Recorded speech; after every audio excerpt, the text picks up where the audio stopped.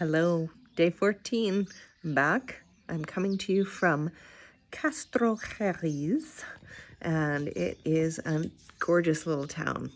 So last night, when your protagonist left you, I was in my beautiful cathedral view apartment and made a lovely pasta dinner that was quite delicious. Enjoyed a bottle of wine together. Couldn't fall asleep. Like, I'm finding that the days are funny. Like, I'm tired in the afternoon, but I'm not really actually taking a siesta. But then come the evening, I don't really want to sleep. There's so much activity outside. And about 11:30 last night, I discovered that the bar downstairs actually just was starting to get going. It was a wild night. They were like nothing untoward, just lots of revelry and fun to be had. And the bars don't close. I Googled it about 3 a.m. What time do the bars close in Burgos? And anywhere from 2:30 to 5 a.m. The bar downstairs happened to close at about 4, and they turned out all the lights. And it took a little while for people to disperse, but it was definitely a little bit disruptive to sleep last night. Although I was wishing I was like 25 years old and still wanted to go and join in that kind of wild, good fun.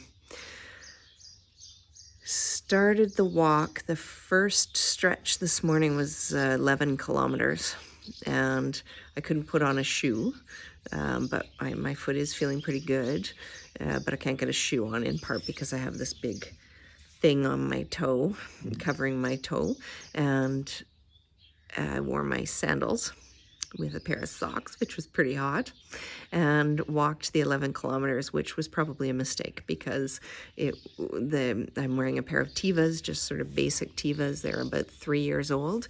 They were just intended to be sort of my little extra shoes for walking in the evening, that sort of thing. And they've been great for that, but they are not hiking shoes. And my pack was pretty heavy because I had my runners and it was a nice day, so I was just wearing a t-shirt and shorts, and so all my clothes were in the bag, and I had some food and my medical supplies for treating my feet and a few other things, and I probably had an extra kilo for sure in my bag. I was finding my bag quite heavy. Just a slow, ponderous walk. And after about 4 or 5 kilometers, it was like, okay, I can feel every single step. It felt like I was walking just about barefoot. When we got to the whatever town we got to, we sat down and I just said, I gotta stop. And we debated if staying in that town or what our options were. And I just felt kind of called to come to this town. I don't know why, but I was like, this is where I want to come. It's a little bit further forward, like we just skipped a stage. But it was absolutely the right decision.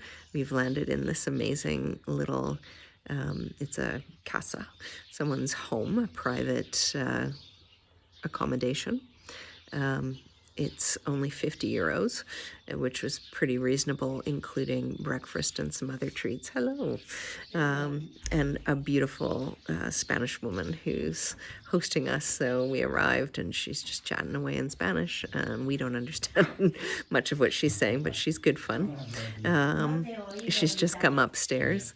We're in the, it's a hot tub, but it's cold, which is actually beautiful on our legs. And she brought us this beautiful bowl of super fresh, sweet fruit with nuts chopped up and scattered on top of it. And then she cooked up some mushrooms and onions and brought us bread and beer, just to sit and have a little snack on our private terrace. Pretty much private. It attaches to her house, so she crosses through into her place. And there's this little hot tub. She doesn't keep it hot. She keeps it cool, which is perfect for this time of year.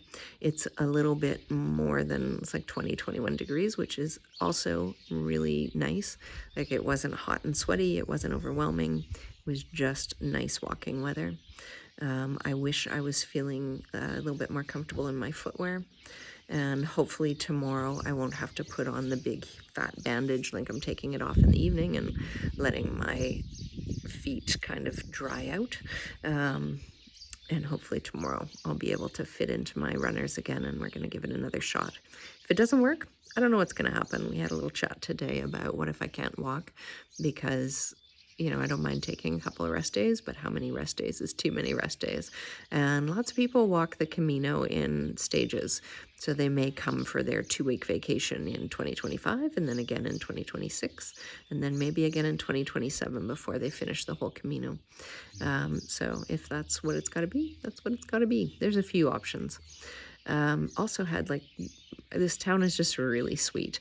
Seems like there's hardly any pilgrims here, even though it's a stage on the, like an end town on the stages, if you're following kind of along to the guidebooks. I didn't see a ton of people here, but this beautiful little grocery store with someone whose art, she was making her own creations that were beautiful earrings and necklaces, and she crafted these boxes with kind of like decoupage with painting in it. It was really, they were super beautiful. Can't pick them up, and also they were kind of expensive, but I just can't carry anything else. Had a really good dinner with the most incredible view that you can imagine. And before I wind this up, I'm going to see if I can catch a shot of what you can see over my shoulder here. This is the pension. There's our room. And let's see, can you see it? There it is. That's just steeple of an ancient church, as you do. And let's see, actually from this angle, we can see into the hills. So really beautiful. And behind this little gazebo is our private little cold hot tub. There's only one other couple here. They're Americans. They haven't been upstairs yet, but maybe they'll come up and join us. Maybe not. I'm not sure if they're even invited. I'll see them at breakfast though. Okay, miss you guys. Love you. See you tomorrow.